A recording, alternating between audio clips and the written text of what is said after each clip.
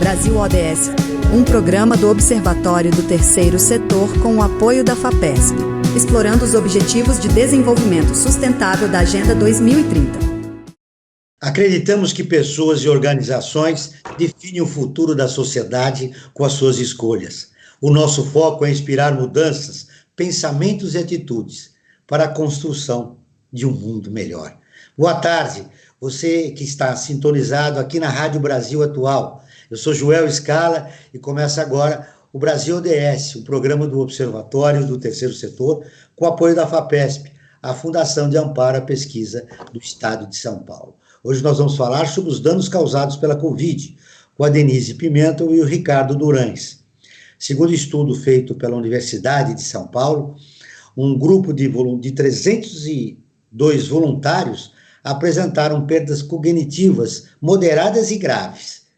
Participo do programa de hoje a Denise Pimenta, que é doutora em Antropologia Social pela Universidade de São Paulo. Ela é pesquisadora do pós-doutorando do Centro de Integração de Dados e Conhecimentos para a Saúde, da Fiocruz, da Bahia.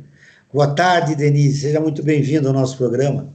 Boa tarde, Joel. Boa tarde, Ricardo. É uma felicidade estar aqui com você mais uma vez, e em outro momento, né? Agora, para falar do pós-Covid, a gente já tinha falado durante a pandemia. Um prazer estar aqui. É verdade. Mas a Covid ainda deixou sequelas, né? Em uma parte significativa da população brasileira. Muitas. E as sequelas, né? Que muito mais o Ricardo vai poder falar, claro. Sequelas físicas e sequelas sociais, sequelas políticas, que até aquele momento, em 2020, 2021, a gente só imaginava, a gente não previa todas essas sequelas. Na verdade, o fenômeno do negacionismo, né, da ciência, que é um dos fatores que provocou, né? Como, olha, tem um sociólogo da Universidade Federal de Goiânia que ele diz uma coisa muito interessante. Estava conversando com ele, inclusive, ontem, que eu estava falando com ele que quando eu estudava o ebola na Serra Leoa, a sociedade sofria muito, mas ela fez um trabalho de luto coletivo, que aquilo foi muito importante para a memória da população, talvez não física, da sequela física, mas da sequela da nação.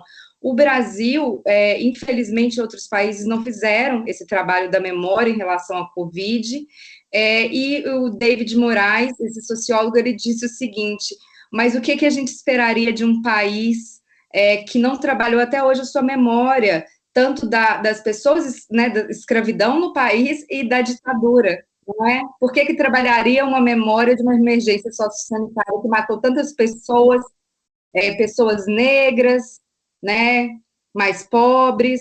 Então, são várias memórias aí que a gente perde, que a gente camufla. As consequências de nós não explorarmos a nossa memória e a gente está fadado a cometer erros enquanto país, né? Esperamos que a gente mude logo, né? Mas você falou do Ricardo, ele é o nosso outro convidado, o Ricardo Durães, que é professor e psicólogo, especializado em neuropsicologia, atual presidente da Associação Brasileira de Psicologia da Saúde. Ricardo, seja muito bem-vindo ao programa. Boa tarde, Joel. Boa tarde, Denise. Um prazer participar aqui do programa.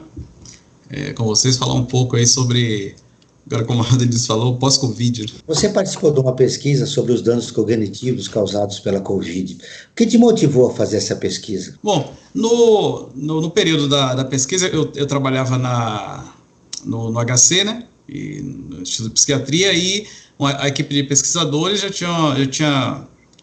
nós já tínhamos feito outro trabalho durante a Covid, né? Nós publicamos um trabalho, fizemos um levantamento, publicamos na PLOS ONE, fazendo um levantamento das queixas psicológicas, né? Depressão, sintomas depressivos, sintomas de estresse e ansiosos, né? E nós continuamos na pesquisa, né? O grupo começou a fazer um levantamento querendo investigar essas queixas também das pessoas que foram infectadas e depois de um tempo estavam apresentando queixas cognitivas, né? Da atenção, memória, etc., que a gente vai falar um pouco mais à frente. Sequelas como a perda de memória, de atenção, são os fenômenos que foram observados de pessoas que tiveram a forma leve da Covid-19, depois de mais de quase 18 meses, né? Isso. Após a infecção. É interessante que quando nós estávamos levantando os dados dessa primeira pesquisa, né, de sintomas psicológicos, e lendo os textos e discutindo com as equipes e tal, nós começamos a ver uma queixa daqueles que, como eu falei no início, que foram infectados e passaram, após a recuperação, passaram por essas dificuldades de memória e atenção e tal. Tem um termo usado, que é o brain fog, né? O brain fog é assim, muito utilizado, se você for verificar as pesquisas, tanto durante a pandemia quanto pós-pandemia, né? O Covid longa, chamado Covid longa também, você vai ver esse termo utilizado, né? O brain fog, que está ligado aí alguns traduzem como uma névoa mental, uma turvação, né? um pensamento nebuloso, né? Que está ligado a uma lentificação aí do pensamento, né? Do processo cognitivo, né? Aí ligado ao aumento aí do esquecimento, redução de concentração, dificuldade de manter o foco. E ainda hoje, quando nós analisamos as pesquisas, né, pós-Covid, você vê muito as queixas ligadas a essa questão envolvendo principalmente memória e atenção, né? E a perda do foco, etc. Bom, você falou de que maneira essas perdas cognitivas, né, impactaram na saúde, né, mental das pessoas. Mas eu queria ouvir da Denise, impactaram também nas relações sociais, né, nos afetos e tal. E essas pessoas, como é que elas ficaram depois, Denise, com esse impacto, né, pós-Covid? Já que a gente já sabe que teve danos cognitivos, né? Elas apresentaram danos cognitivos, né? E é interessante essa pergunta, porque antes do programa a gente conversava, você também teve Covid. Eu tive Covid, a leve. Você teve Covid, Ricardo? Se eu tive, eu não tive sintomas, não apresentei sintomas. Mas eu tive vários amigos e familiares que, inclusive, familiares próximos que faleceram aí após passar por um processo de internação e passarem pela UTI e tal, e não suportaram, né? Eu tive uma espécie de uma gripe quando eu fui testar, né? Viu que era uma Covid bem leve, mas eu tive também. Bom, a pergunta era para Denise, né? Denise, que impacto teve nas relações sociais e comunitárias? Bom, vou pensar aqui alto com vocês, né? Porque apesar de eu ser uma antropóloga grande, interessada em emergências sociais, né, conflitos, emergências sociosanitárias, né, eu não fiz propriamente uma pesquisa sobre a Covid, fiz sobre o Ebola, mas aí eu vou pensar aqui com vocês. Sobre o tema de hoje, lendo um pouco sobre a pesquisa, né, do grupo do Ricardo, estava lendo um pouco, muito interessante, eu fiquei pensando muito na Susan Sontag, a filósofa estadunidense, né, que ela tem aquele livro, assim, curto e uma joia, né, que o título do livro é A Doença como Metáfora. E ali ela vai falar, que eu me lembro do câncer, eu acho que ela fala de HIV/AIDS, e com a pesquisa, né, do grupo do Ricardo, eu fiquei pensando muito nisso, né? Nós estamos falando de memória, tem a memória, né, propriamente da questão biológica, do cérebro, mas a memória, ela é puramente também relacionada ao social. Então, eu fiquei pensando sobre isso, e quantas pessoas foram atingidas, nós não sabemos, né? Eu tenho contato com pessoas que foram atingidas né, que foram atingidas na questão da memória, da palavra, do esquecimento, mais velhas. E aquilo ali gerou grande ansiedade para essas pessoas, principalmente as mais velhas, porque se confundiu com a ideia de Alzheimer, se confundiu com a ideia de demência. Então, aquilo ali gerou, entre esse grupo de algumas pessoas que eu conheço, familiares também, grande ansiedade porque também falamos pouco, né, no Ocidente sobre doenças, sobre envelhecimento, e mesmo sobre possibilidades de cura, né? Se não E essa ansiedade, Denise, provocou um impacto nas relações sociais? Olha, eu creio, né, olhando assim, analisando como antropóloga, mas falando de mim também, eu creio que sim, e a gente sempre tem que lembrar, né, que tanto a Covid, ela não afeta de forma igual a todos e todas, mas também suas sequelas não, porque dependendo do recorte de classe, gênero e raça, as pessoas elas têm maior possibilidade de ter um tratamento psicológico, até mesmo de participar de uma pesquisa por conta da internet, por conta do acesso, não é? Então, assim, as sequelas também, elas são percebidas e tratadas de formas diferentes. Eu, por exemplo, eu tive... Porque nós somos um país muito desigual, né? Muito desigual. Um dos países mais desiguais do mundo, né? Brasil e África do Sul, né, países que têm muitas pesquisas de ponta, no entanto, a maioria da população não consegue ter acesso, né? Eu sei que, né, como uma pessoa que foi formada pela USP e trabalha no SIDAX, a pesquisa de ponta no Brasil pública, ela tenta, o máximo possível, chegar até a população com engajamento público da ciência. No SIDAX é muito forte. No entanto, não quer dizer que nós vamos conseguir, né? Isso é muito sério, porque uma coisa, nós estamos discutindo uma pesquisa tão importante, muito dessa pesquisa, talvez ela não chegue, talvez ela não chegou antes, né, para as pessoas se voluntariarem. A nossa parte da pesquisa a gente tenta fazer, mas a gente também reconhece os nossos limites, né? E eu, agora falando de mim, eu penso como socióloga que isso afeta, e isso afeta com recorte de gênero, raça e classe, né? É importante você fazer essa distinção, né? Porque de quem nós estamos falando. E aí eu tenho que perguntar para o Ricardo. Ricardo, esse grupo de 302 pessoas, tinha lá homens, mulheres, idosos. Qual era o perfil dessas pessoas? Sim, no próprio estudo nós temos os dados sociodemográficos, são bem, nós tentamos deixar bem equilibrado, né? Então, número de homens e mulheres. Então, o resultado, se você for avaliar, é bem similar. Então, a média de idade ali está volta de 48 anos, se eu não estou enganado. Nós fizemos um levantamento, convidamos tanto participantes de hospitais públicos quanto privados, né? Mas, assim, como a Denise falou, não conseguimos alcançar, assim, diferentes lugares do Brasil, né? Que, como a Denise comentou também, poderia chegar outras pessoas que também necessitariam aí participar da pesquisa, compreender, ter mais informação sobre a questão. Você estava falando aí, muitos estudos, inclusive um estudo que foi publicado agora na Lancet, e na BMC também, e outro na Nature, agora no início do ano, mostrando também que a infecção da Covid-19, ela pode também mudar, pode ter modificado também a estrutura e o funcionamento do cérebro, né?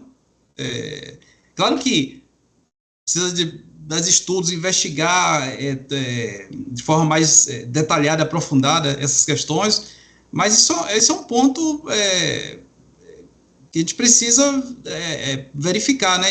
Ou seja, essa pesquisa precisa avançar. Se, por exemplo, se há danos, né, no nosso cérebro, atingiu mais mulheres, mais homens, mais idosos, crianças e adolescentes. A gente vai continuar essa conversa, viu, Ricardo? E quanto tempo durou? Porque isso é uma grande questão também. Desde 2022, você vê vários artigos discutindo o seguinte: as pessoas que no pós-Covid, né, que apresentam pós-infecção, né,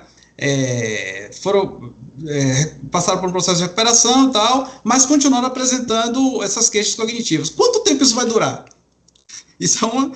Alguns estudos mostravam 6 meses, outros... Não é irreversível? Pois então, isso precisa continuar estudando, continuar investigando esse processo, né, e continuar num follow-up, né, acompanhando essas pessoas, né, no longo prazo, para ver. Bom, agora nós vamos ouvir a Rádio ONU, que é parceira de conteúdo do Observatório do Terceiro Setor, com a reportagem: apenas 17% dos Objetivos de Desenvolvimento Sustentável avançaram. Mayra Lopes, de Nova York, tem as informações. Notícias do mundo com a ONU News. O secretário-geral da ONU, Antônio Guterres, alertou sobre os graves impactos da falta de progresso na garantia da paz, no combate às mudanças climáticas e no financiamento internacional para o desenvolvimento. Durante o lançamento do relatório sobre os Objetivos de Desenvolvimento Sustentável, Guterres destacou que apenas 17% das metas apresentaram avanços significativos. O secretário-geral enfatizou que não há tempo a perder, pedindo ação acelerada para alcançar as metas. O relatório adverte que, faltando apenas 6 anos para o final do prazo, em 2030, o progresso atual está muito aquém do necessário. Sem investimentos em massa e ações em grande escala, a realização dos ODS permanecerá indefinida. Além de apenas 17% das metas estarem no caminho certo, quase metade apresenta progresso mínimo ou moderado, e mais de 1/3 está estagnado ou regredindo. Os impactos persistentes da pandemia da Covid-19, a escalada de conflitos, as tensões políticas e o crescente caos climático prejudicaram gravemente o progresso. De acordo com o relatório, mais de 23 milhões de pessoas foram empurradas para a pobreza extrema e mais de 100 milhões de pessoas estavam sofrendo de fome em 2022, em comparação com 2019. O número de mortes civis em conflitos armados disparou em 2023. Esse ano também foi o mais quente já registrado, com temperaturas globais se aproximando do limite crítico de 1,5 graus Celsius.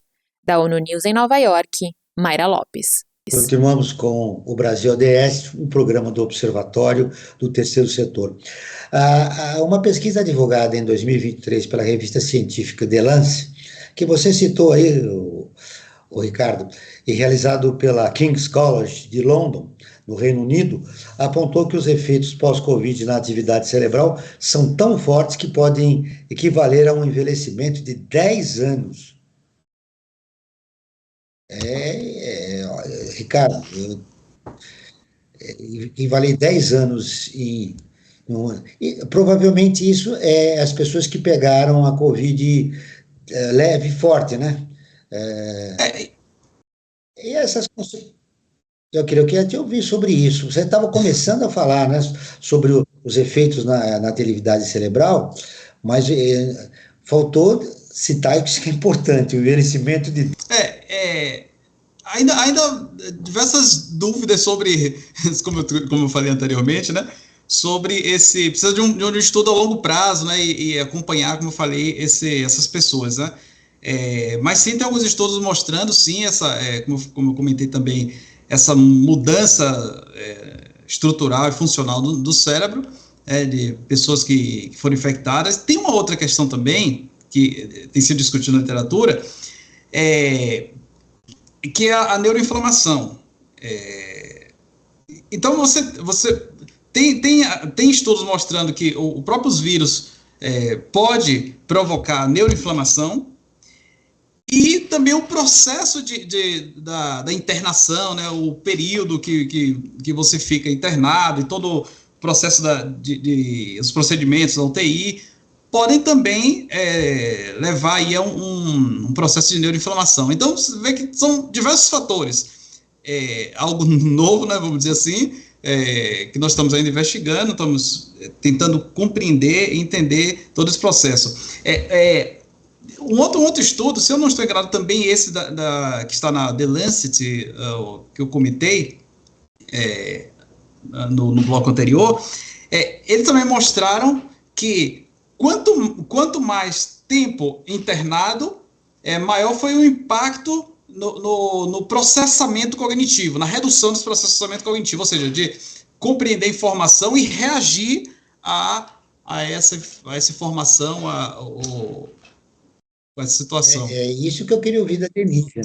Com esse número alto de pessoas que sofreram sequelas graves, né, de Covid, como isso impactou de como a sociedade se comunica, Denise? Isso impacta de várias formas. Uma que eu estou pensando aqui rapidamente, enquanto Ricardo estava falando, desde as funções mais simples até as mais complexas, e não estou falando das pessoas que trabalham como eu nas ciências humanas, do ofício da palavra, nós precisamos de né, a leitura, a calculia, né? Então, assim, a gente... Posso falar porque eu também passo por isso, né? Infelizmente. Então, eu falo de dois lugares. Eu falo de como uma pessoa que observa enquanto antropóloga e eu estou inserida neste grupo, não na pesquisa. Que pegou o Covid, né? Que pegou o Covid, que passa por esse problema da perda de memória, que causa ansiedade, mas eu sou uma mulher branca, de uma classe social média, tenho certos privilégios e confortos. No entanto, se a gente pensar, vamos para uma realidade diferente. As pessoas, né, nos seus ofícios, né, no espaço laboral, elas dependem da memória e de atividades cerebrais, né? Não sou neurologista nem psicóloga, mas para tudo, não é? Uma pessoa que faz faxina, uma pessoa que está numa portaria.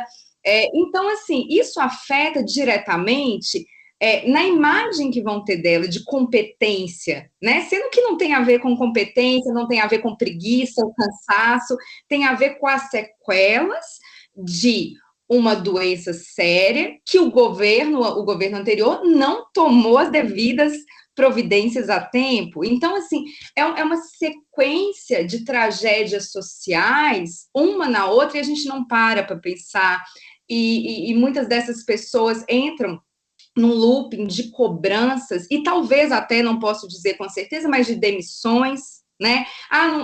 Não tá conseguindo a competência nesse trabalho, sendo que tem sequelas que nem ela entende direito, porque eu não entendo as minhas, não é? Eu tô entendendo com o passar do tempo, inclusive com a pesquisa, li as reportagens sobre a pesquisa do grupo do Ricardo, para entender melhor, né?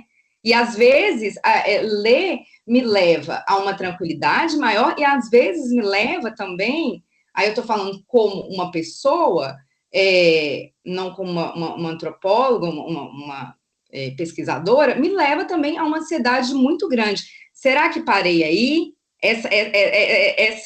Esse meu limite com o esquecimento está aqui? Ou vão outras sequelas? Não é? Porque quando eu estudei o ebola na Serra Leoa, eu lembro que as sobreviventes do ebola tinham uma coisa que causava muita ansiedade, porque até então, muitas pessoas falavam, olha, as sequelas são um cansaço muito grande, né, falava, como a gente fala no Brasil também, nas juntas, depois acontecem casos de cegueira, então assim, vai criando uma ansiedade muito grande, mas já passaram quantos anos e ainda tem, o que mais vai acontecer nos nossos corpos? E lembrando que os corpos são diferentes, porque esses corpos estão em lugares diferentes, né? Então, alguns corpos serão muito mais cobrados sobre isso, né? Estarão em territórios mais precarizados de atendimento. É a ansiedade simples de você se perguntar, será que eu vou voltar ao estágio anterior, que eu não tinha perda de memória, já que você é uma mulher jovem, né? E você levantou uma coisa interessante, quer dizer, as sequelas entre grupos distintos da sociedade são as mais variadas, né?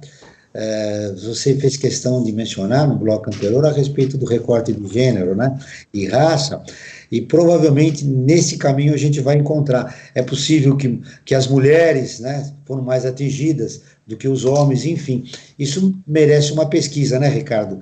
A continuação de uma pesquisa para ver esse recorte de gênero e de raça e quem foi mais atingido. De qualquer forma, a Denise já acentuou a irresponsabilidade do governo anterior em relação a uma doença grave. Sim. Né? Duas coisas que a Denise falou que eu acho interessante também. O impacto que isso teve, todo esse processo teve no mercado de trabalho. Né? A Denise estava falando, aquela pessoa que já não consegue mais processar as informações reagir, ou, enfim, no seu trabalho, muitas vezes é demitida, ou foi demitida, e a gente não sabe o que está acontecendo na saúde. Pode ter sido também um impacto aí da infecção da Covid e desses processos. Uma outra coisa também, que o João também estava comentando no primeiro bloco, sobre aqueles que tiveram na pesquisa a gente separou os grupos, né, como leve, né, moderado e severo, né? Então, o leve, aquele público que apresentou os sintomas, né? Deixa eu ver se eu apresento os dados certos. Leve, um pouco mais de 39% dos 302 pessoas. E o grave, mais de 48%, né? O que dá 100%. Isso. Então, aí o leve foi aquele que apresentou o sintoma, mas não precisou de hospitalização. O moderado, sim, precisou de cuidados médicos, hospitalares e tal. E o severo foi aquele que precisou ir para a UTI. Só que, na nossa pesquisa, a gente identificou aí que, mesmo o grupo leve, que não foi hospitalizado, ele também esse grupo também apresentou dificuldades cognitivas significativas, né? Aí, por volta de 13%, né? E já no severo, quase 50%, né? Apresentou essa dificuldade, mas estou falando do grupo leve, porque, como a Denise falou, muitos foram infectados, apresentaram até os sintomas, alguns não tinham o acesso, né, ao tratamento, ao acompanhamento, enfim, mas que não estão aí, não fazem parte da estatística, nós vamos dizer assim, mas podem estar apresentando hoje aí essas dificuldades cognitivas e afetando aí a sua relação com o trabalho, família, a sociedade, enfim. A vacina contra a Covid-19 integra o Programa Nacional de Imunizações. No início de 2024, o Ministério da Saúde recomendou que os estados e municípios priorizem a vacinação em crianças de 6 meses e menores de 5 anos, que também um grupo maior, né? Os idosos, como sempre, né? Que podem desenvolver a Covid de uma forma grave. Bom, a pergunta agora nós temos que olhar no retrovisor, né? A forma como irresponsável, como o governo anterior lidou com essa vacinação, criando, né, uma expectativa negativa em relação à vacinação. Bom, Ricardo, começo com você. Sem a vacinação, você prevê que impactos pode acontecer nas funções cognitivas de uma pessoa? Eu estava avaliando também os estudos pós-Covid, né? Analisando o impacto da vacinação e verificando se isso teve um impacto na redução aí dos efeitos cognitivos. E eu vi que em 2 estudos, também um da The Lancet e o outro na Nature também, mostrando que aqueles e aquelas vacinados e comparados com aqueles que não foram, tiveram um prejuízo reduzido nesses processos cognitivos, né? Memória, atenção. Ainda também não é muito claro a relação disso, mas sim a vacinação teve um efeito positivo significativo na população brasileira e mundial, né? Denise, qual é a melhor forma de conscientizar as pessoas? Nós tivemos um processo, um retrocesso, né, em relação à vacinação. O Brasil era referência em vacinação no mundo, né? Eu me lembro criança lá, o Zé Gotinha, aquela coisa toda, e agora muitos grupos, até que têm acesso à informação, grupos sociais, que se recusam, né, a se vacinar e vacinarem os seus filhos, né? Olha, a sociedade brasileira, ela passa, né, o Brasil é um país de continental, né, a gente fala assim, por conta de um território muito grande, E a gente muitas vezes acha que as coisas que nós estamos vivendo aqui são únicas, né? Infelizmente, o que o Brasil passa não é único no Brasil, acontece na Europa, acontece nos Estados Unidos, também em alguns países em África, como a África do Sul. Existe uma onda, né, conservadora, que ela volta, né, se nós pensarmos no Karl Marx como um historiador, né, ele fala que a história ela é elíptica, né, ela volta, ela não volta igual, mas ela volta em si mesma com características muito parecidas. Então, se nós pensarmos isso, a gente passa ao longo da história por ondas conservadoras e ondas progressistas. Infelizmente, nós estamos pegando ondas conservadoras na América Latina, na Europa, nos Estados Unidos, né? E em África também. E a gente tem que lembrar que essas ondas conservadoras políticas, elas envolvem nos costumes e na ciência também. Às vezes a gente separa os ambientes da vida, as áreas da vida, elas não são separadas. Então, geralmente, essas ondas conservadoras, elas são negacionistas, né, o que envolve na percepção das pessoas sobre a ciência, sobre a imunização. Você tirou, assim, da minha falta de palavras pelo esquecimento da Covid, né, o que eu gostaria de falar. O PNI é um exemplo mundial de como fazer campanhas, né, sobre vacinação, imunização, chegar em lugares distantes, como a Amazônia, né, a Amazônia, o centro da floresta, as comunidades indígenas mais afastadas. Isso sempre foi exemplo, né, exportado para o mundo. O que acontece? A gente tem que lembrar sempre que as questões não estão dadas, né? Então, assim, isso precisa ser levado adiante sempre. A confiança dos brasileiros na ciência, a confiança nas vacinas que nós tínhamos, tinha que ser dada. É um constante processo. Então, o que acontece? Um governo conservador, né, nos costumes e liberal na economia, como do ex-presidente Bolsonaro, como do ex-presidente Trump nos Estados Unidos, para, né, não citar outros tantos, eles incidem diretamente na nossa percepção sobre a ciência. Então, o que nós enfrentamos é um negacionismo de uma sociedade brasileira que anteriormente confiava muito na ciência. Né? Então, o que eu vejo é o seguinte, a gente passa por esse momento, né?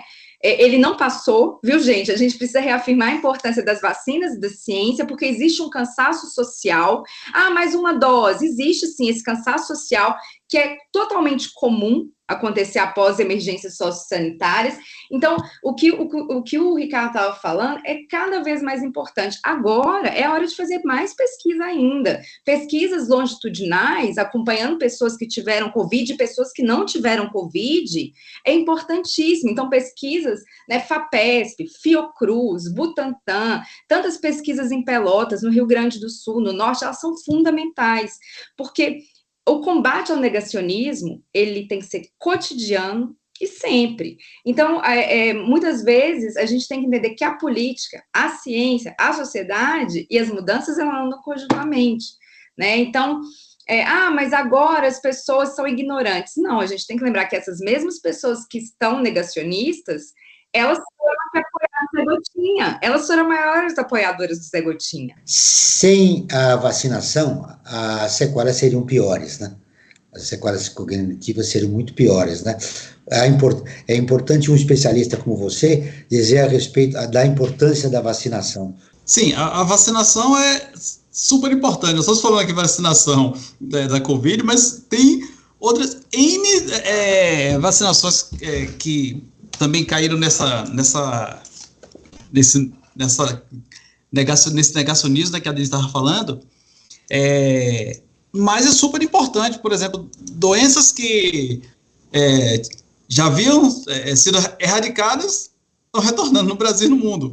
Também por falta da vacinação. Não por falta da vacinação, por falta das pessoas se apresentarem para se vacinarem, por não acreditarem, enfim. Mas é super importante o avanço com o avanço da ciência, nós conseguimos erradicar, como eu falei, diversas doenças. né, ligados à vacina e à própria ciência, ao próprio desenvolvimento da ciência, as pesquisas, e nós não podemos retroceder. Denise, hoje, com essa experiência que o país viveu, você disse que isso também é um fenômeno internacional, né? Aconteceu em vários lugares do mundo, mas focando aqui no nosso país, depois dessa experiência negacionista, desse retrocesso, o que é a sociedade brasileira? Se você, como antropólogo, como é que se definiria? O que é hoje? Eu vejo assim, aí é uma leitura antropológica, mas muito ainda em elaboração, tá, gente? Em progresso. Tudo isso serviu, não só a Covid, né? O processo político durante a Covid. Eu vejo assim, infelizmente, o Brasil está polarizado. No entanto, felizmente, se descortinou algumas coisas que a gente ainda falava de um país, de uma mistura racial, de um país harmônico, o que sempre causou bastante incômodo em sociólogos, antropólogos, filósofos. Registro da cordialidade, né? Da cordialidade. Então, assim, obviamente, as violências todas vividas é horrível, né? A polarização, a gente vê que conflitos. No entanto, eu acho que a gente podia usar isso muito para amadurecer, né, enquanto sociedade, enquanto discussão. Eu acho que nós saímos ali, talvez, da inocência, nós perdemos a inocência. Por um lado, isso é muito ruim, né, descobrimos que somos um país violento, um país racista, homofóbico, misógino, é horrível, mas eu acho que uma das primeiras coisas para pensarmos sobre isso é realmente desvelar. Então, eu acho que o processo político, né, com a Covid, com todos os conflitos, nos revelou que a gente está muito mais próximo da violência do que achávamos. Somos um país muito mais violento do que achávamos. E isso, ao meu ver, é triste, mas é interessante. Perder a inocência é importante, né? Perder a inocência sociológica é importante, porque aí sim, porque aí a gente vai defender a ciência, a gente vai defender mesmo que não se... por exemplo, vai defender a descriminalização do aborto, a descriminalização da maconha, não porque eu queira fazer um aborto, não porque eu queira usar a maconha, porque nós sabemos que isso caminha para um país mais democrático, né? Então, eu acho que a polarização, infelizmente, ela foi descortinada, ela foi fotografada com uma resolução melhor e ela possibilitou uma discussão mais séria sobre democracia. Como mudar esse cenário, Ricardo? Acreditando na ciência, fazendo parte desse processo de desenvolvimento,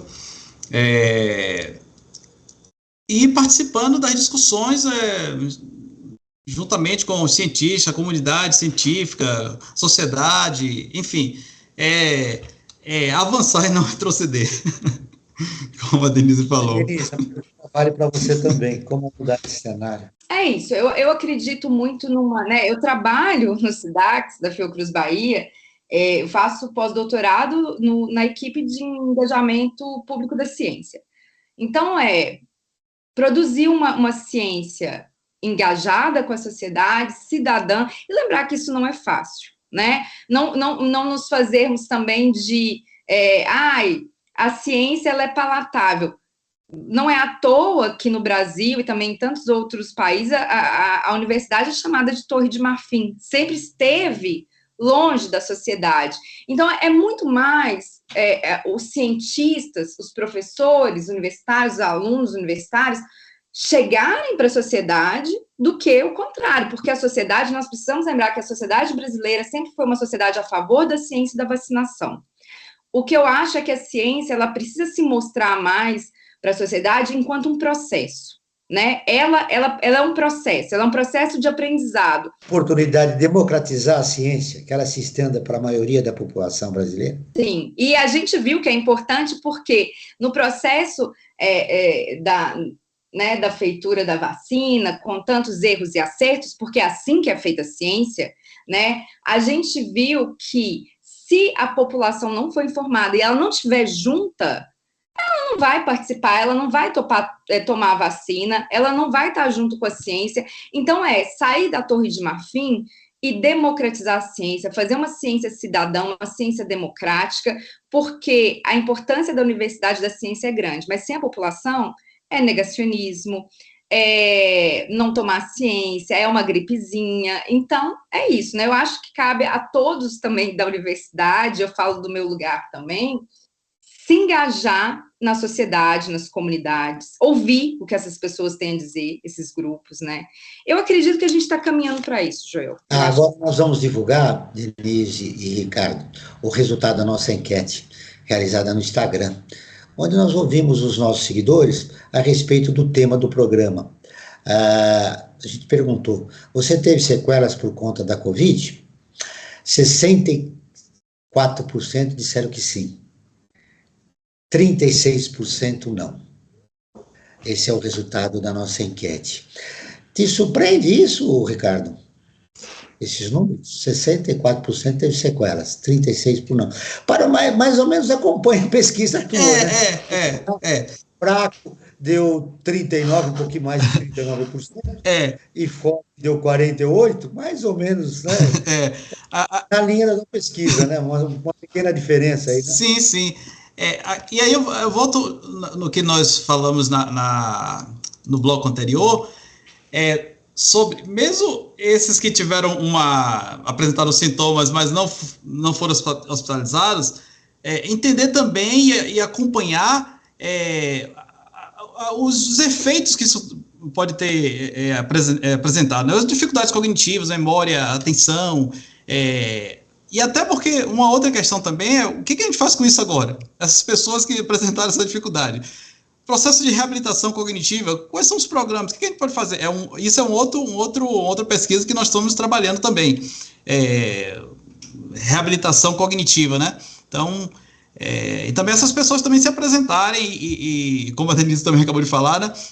Esse diálogo aí entre a universidade, a comunidade, a sociedade, né, para a gente compreender melhor esse processo, né, essa integração, essa participação. A seguidora Sônia Batista, ela perguntou, e eu vou fazer isso para a Denise, porque eu quero ver se tem aí um toque de preconceito. Existem diferenças nas sequelas entre pessoas que tiveram casos leves e graves de Covid?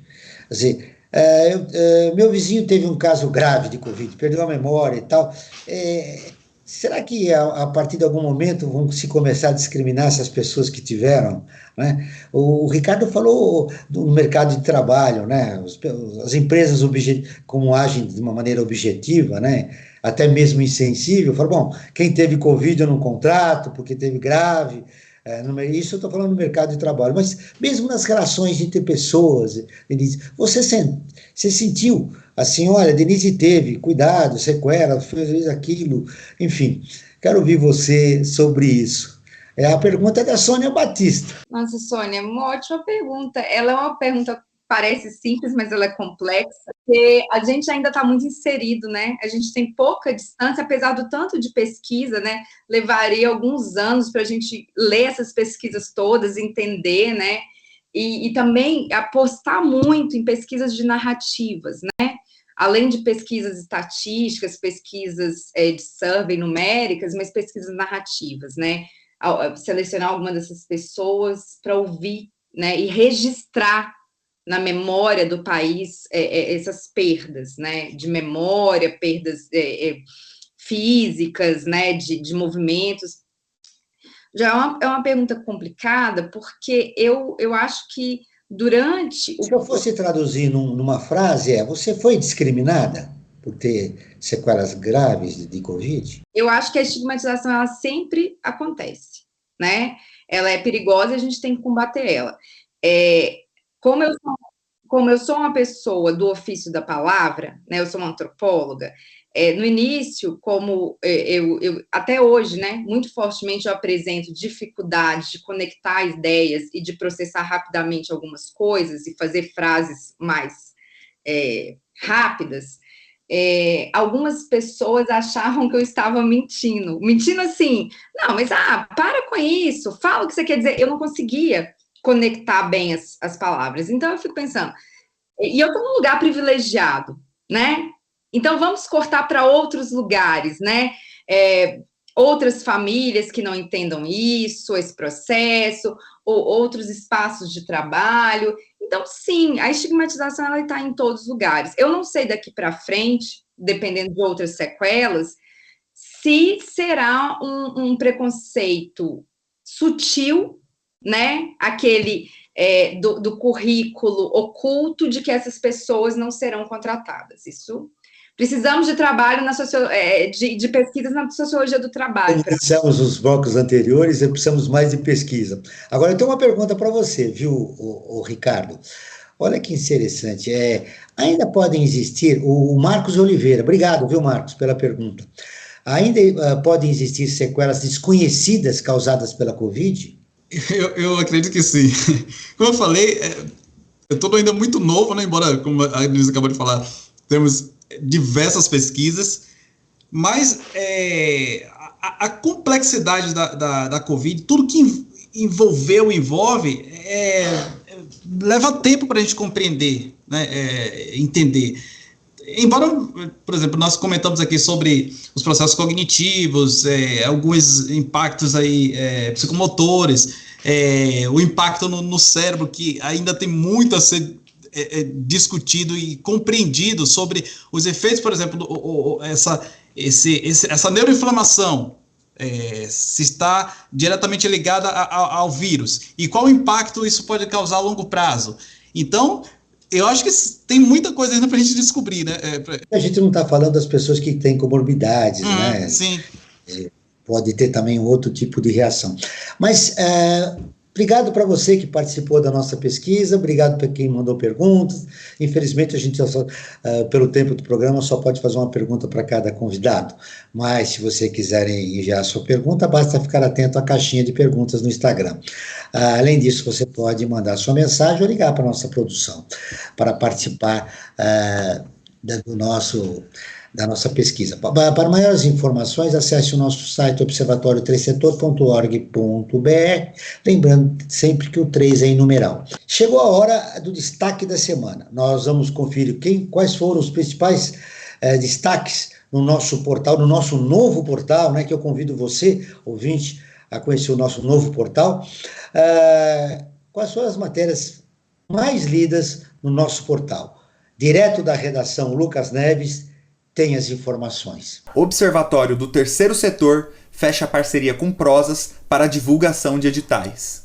Justiça climática. Eventos climáticos evidenciam desigualdade social. Guia do GIF mostra como filantropia pode fortalecer o SUS.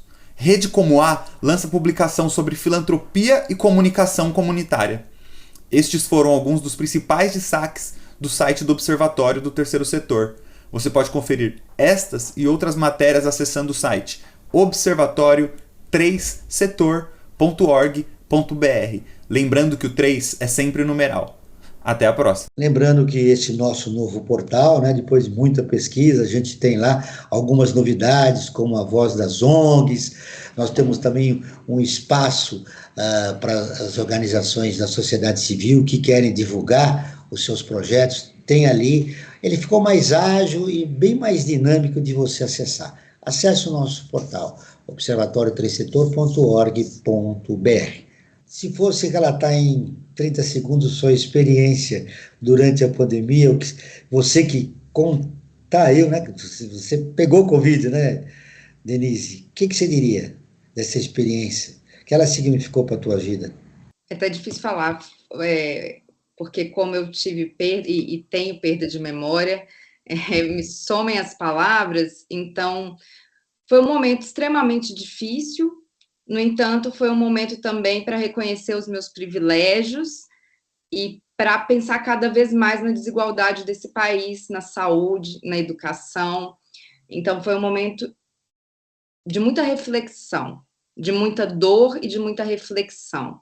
E eu acho que agora é o momento da gente registrar essa história também. E de resiliência, né? Como mulher também, de resiliência. De resiliência como mulher. Você, Ricardo, que teve perdas de vidas, né, de parentes e amigos, né, no seu entorno, no grupo de afetos que você tem, como você registraria essa experiência da Covid na sua vida? Eu diria que uma reflexão sobre a vida, né? A importância de viver de forma saudável da proximidade com o outro e do cuidado com o outro. Então, embora eu não tenha, como eu falei, eu não tenha apresentado sintomas, foi assintomático, né? Mas eu percebi também, como da mesma forma que a Denise falou, durante um longo período, uma lentificação também na minha reação, né, nos processos cognitivos, né? Lembrar algumas coisas que eu utilizava no dia a dia, né? Então eu percebi também isso. E fora todo o estresse, toda a preocupação com familiares, enfim. Mas eu diria que foi um período, e tem sido ainda, né? Período de reflexão sobre a vida, né? Denise, a gente percebeu que o Brasil, tivemos um retrocesso, né, no país. Relações comprometidas por o que aconteceu, essa divisão, né, essa polarização. E você apresentou uma visão otimista, dizendo que isso pode ser um ponto de partida para nós, no futuro, termos um país melhor. Mas, diante de toda essa realidade que você fotografou e participou dela e sofreu com ela, que contraiu a doença, qual é o seu maior medo?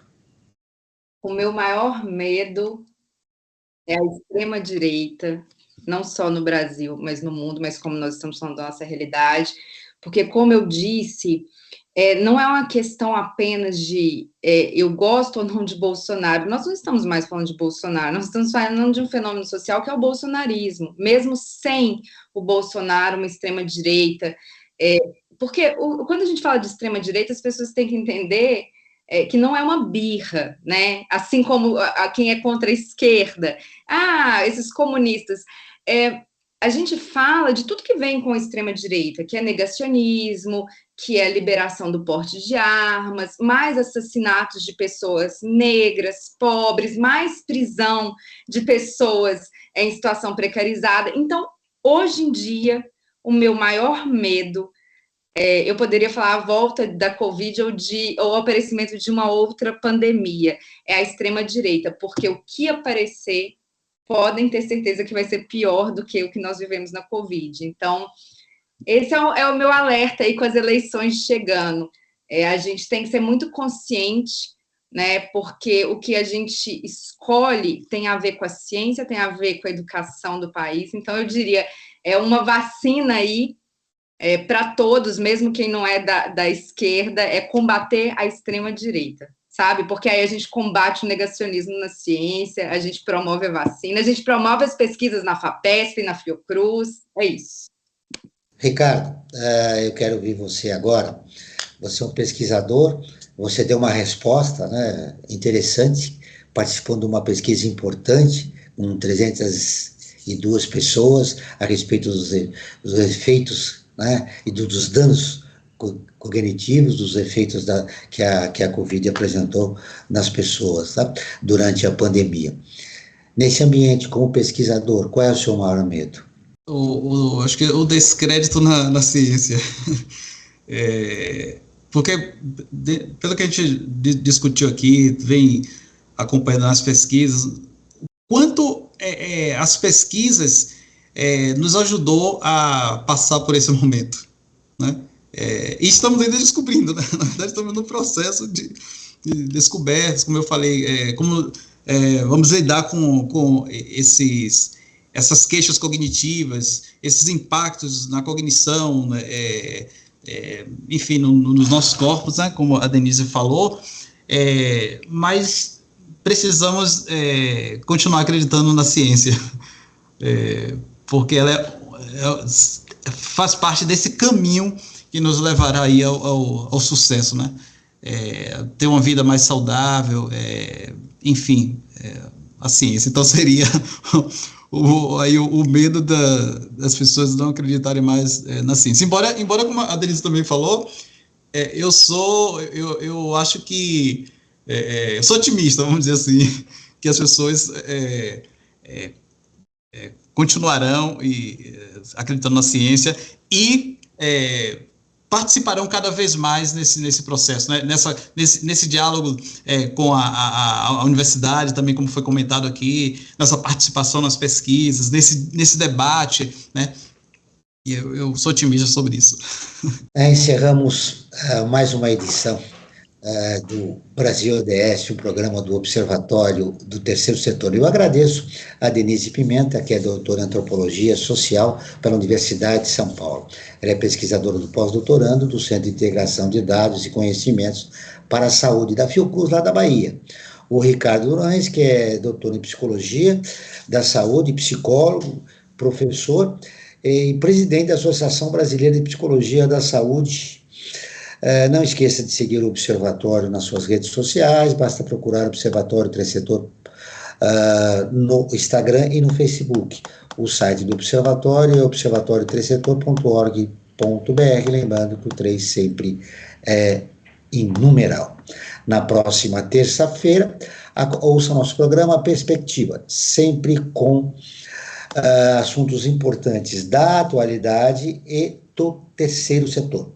E ficamos por aqui, sempre na luta por uma sociedade mais livre, justa, solidária, sustentável e tolerante. Até o próximo programa.